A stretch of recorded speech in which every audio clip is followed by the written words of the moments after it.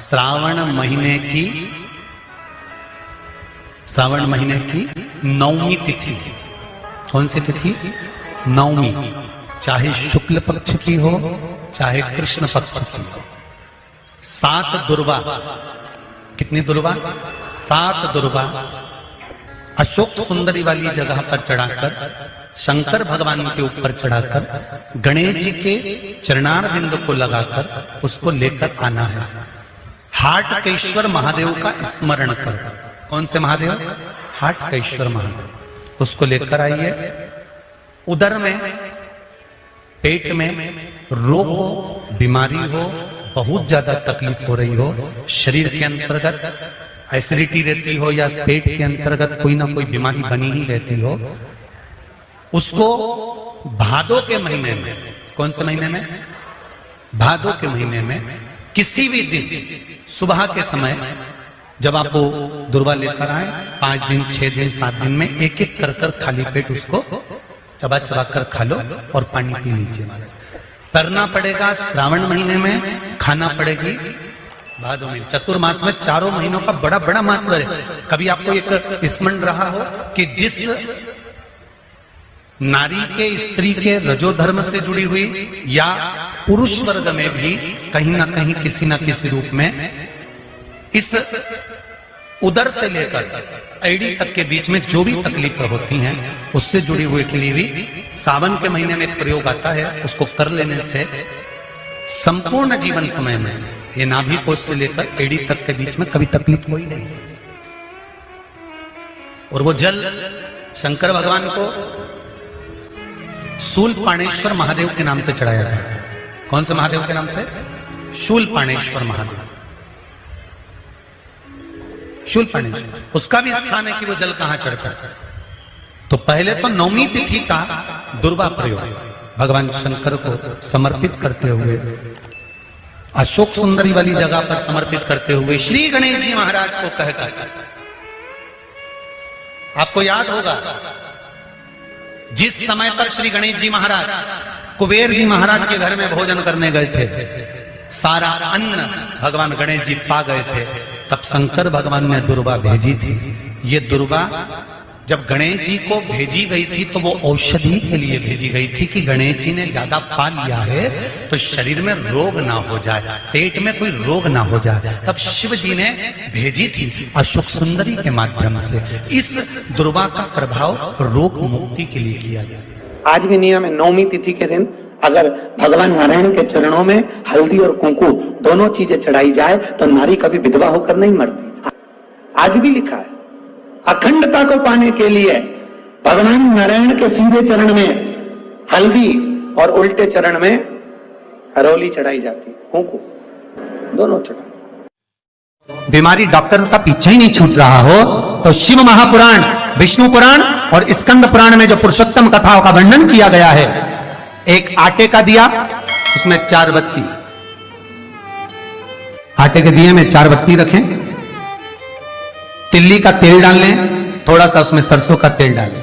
महाराज घर के बाहर, अर्थात घर के अंदर के बाहर जो चौखट होती, चौखट से थोड़ा सा बाहर, बिल्कुल चौखट पे नहीं बैठना, थोड़ा सा बाहर, नवमी तिथि के दिन शाम के 6 से 6:30 के बीच में 21 बार जो व्यक्ति बीमार रहता है उसके सिर से नीचे की ओर श्री नरसिंह भगवान का स्मरण कर कर, वो व्यक्ति का उतारा कर रहे उसका नाम और गोत्र लेकर 21 बार जो उतार कर उस दिए को घर के ही चौखट पर रख देता है, उस व्यक्ति की बीमारी छूट जाती है महाराज, वो रोगीला नहीं रहता।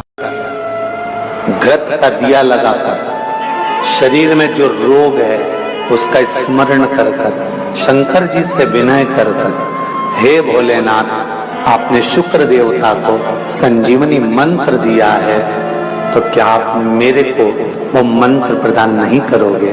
मेरे रोग, मेरी बीमारी, मेरे दुख को आप नहीं हरोगे? शिव से कहो, ये शरीर आपने दिया है और भजन करने के लिए दिया है, स्मरण करने के लिए दिया है, कीर्तन करने के लिए दिया है, तो संभालोगे भी आप। और बेलपत्री की ओर मुख कर घी का दिया लगाकर महामृत्युंजय मंत्र का स्मरण कर लेने पर धीरे धीरे धीरे धीरे धीरे धीरे वो रोग समाप्ति की ओर आता चले जाता है। भगवान शिव की कथा कर रही है। डाब को, कुसा को 3 जगह पर, पहला द्वार से अंदर प्रवेश करते समय सीधे हाथ पर कहीं पर भी रख सकते। दूसरा, पूजन का जो स्थान, पूजन की जो जगह हो, वहां अगर कुसा नहीं रख सको तो कुसा का आसन जरूर रखो। अगर कुसा नहीं रख सकते तो कुसा का आसन जरूर। तीसरा, रसोई घर के अंदर जहां पर परिंदा हो, मटका हो, हंडा हो, उसके आसपास में कहीं थोड़ी भी जगह हो, एक छोटी सी भी कुसा अगर अपन ने रख रखी है तो घर में कभी भी बड़ी बीमारी प्रवेश नहीं कर सकती। एक कुसा भी अगर हमने रखी है, एक डाब भी हमने रखी है,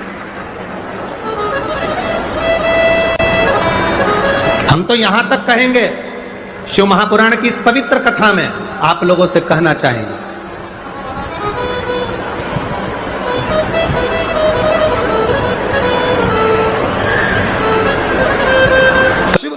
अब गर्मी आई, गर्मी में पूरे जीव मर गए, गर्मी में सब सूख गया, कीड़े मकोड़े मर गए गर्मी की तपन के कारण। पर सावन का एक महीना जिसमें भगवान सबको फलना फूलना सब कुछ, पत्तियां भी फूलती हैं, फूल भी फूलते हैं, डालियां भी फूलती हैं, पशु पक्षी जानवर जलचर थलचर सब फूलते हैं।